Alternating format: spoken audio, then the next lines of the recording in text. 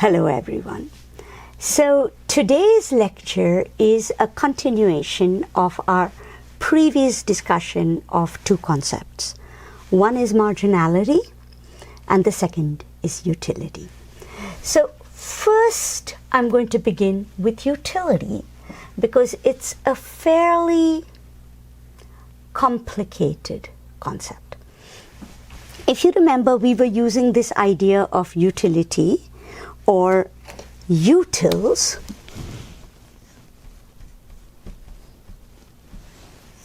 as a measure of utility. And then if you asked, okay, utils is a measure of utility, what is utility that I'm measuring, right? Your answer is, well, utility is whatever you want it to be in terms of your own personal psychic decisions and pleasure in relation to what makes you feel happy or worth spending money on. So there is something oddly circular about the idea that you buy things based on your utility, and your utility is a measure of what you are willing to spend money on, right? And this circularity has a deep philosophical implication when you move from positive to normative economics, and also when you do positive economics. Some of these implications are beyond this level for us to look at.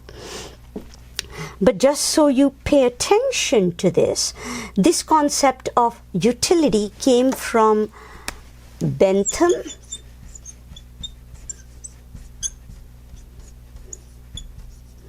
and what came to be called the British utilitarians. Utilitarians. And these were like people who were trying to use numbers as a way to measure something about human psyche, human behavior, human decisions. And just so we think about what that means, for those of you who are interested, I teach a course called Gender and the Politics of Numbers.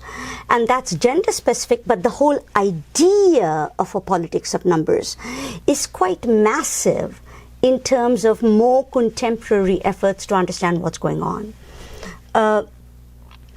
Veena Das, a very famous medical anthropologist, once noted, we live in an enumerative world.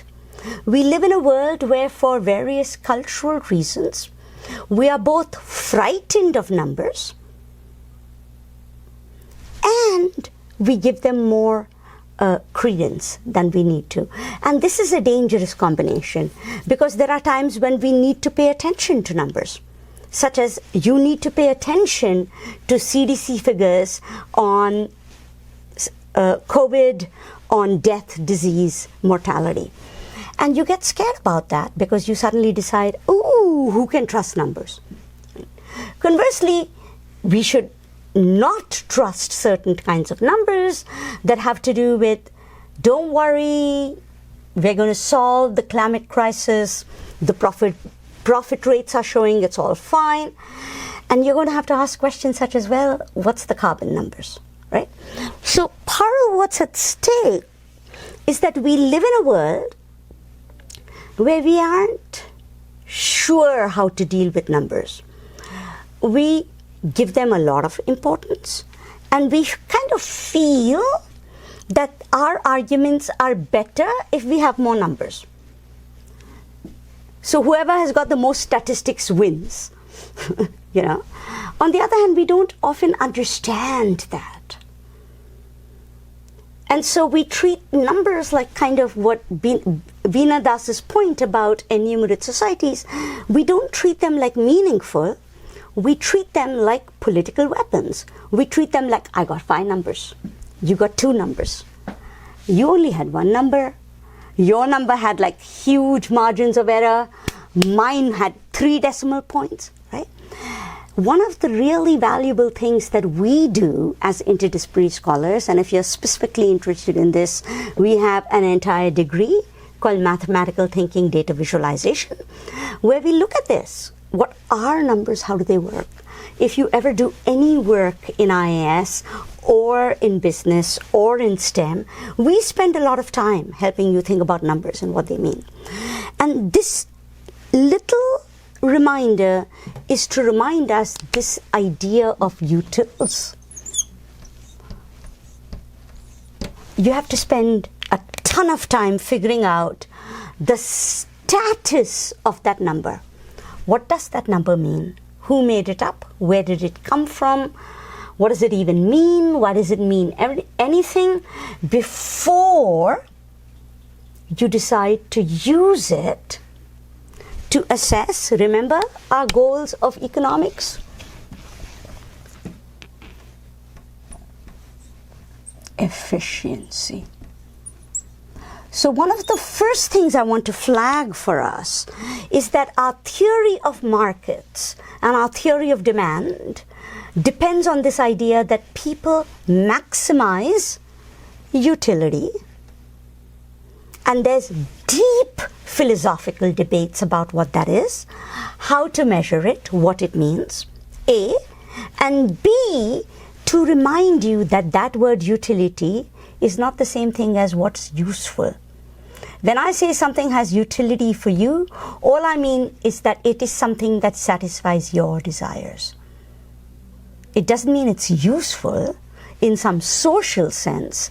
It means you want it in some personal sense. So porn can have more utility than childcare, and we don't care. Because what we look at is which has the higher utility number. But as long as you believe that a bigger utility number is a better thing, bigger is better. A bigger utility number, whatever gives you pleasure, bigger number, better, then you can say the market is efficient. The market is really good at one thing. It's really good at ensuring that the market mechanism allows you to signal your utility preferences through prices based on, just to remind you, that marginal idea, which is the second piece we're going to come to, marginal utility equal to price. That idea that the price you pay for a good is the equivalent of the marginal utility of the good. You're not going to pay for something if it does not give you utility, particularly marginal utility. And if it gives you utility, you'll pay for it. That's what you want. So sometimes actually there is a Latin phrase called de gustibus is non disputandum. I can try and spell it. But what it means is taste has no disputation. You cannot argue about taste. People like something. Some people like childcare, some people like carbon taxes, some people like fuels, some people like porn, whatever, right? The market's really good at addressing, sending resources and goods to whatever floats your boat. And just to remind you, for some people this is really important. If you live in a world where your sexuality is threatened, where your tastes are constantly monitored, where your gender performance is constantly looked at, being free from restraint is really important. I don't want to denigrate that. On the other hand, if you live in a world where resources, it's not that you're against others, but resources are so busy just going to the people who can afford the 5th yacht, the 10th TV, the 5th, 6th, 8th, 10th designer jeans, and you're like desperate for your kids, you might wonder whether this is the best thing to look at. And the difficulty is, as long as we use efficiency by itself, we don't have a basis for what I like to think of as what economics can give you, which is a basis for a conversation. Because I really think that if we had a conversation, what's the balance you want between efficiency and equity, between efficiency and sustainability? I think you will actually get some pretty good conversations and pretty good people engaging each other. So the first thing I want to end with is, we're anxious about the nature of this concept of utility because it is the primary measure of efficiency, and many of us are not sure if that's the best measure to use.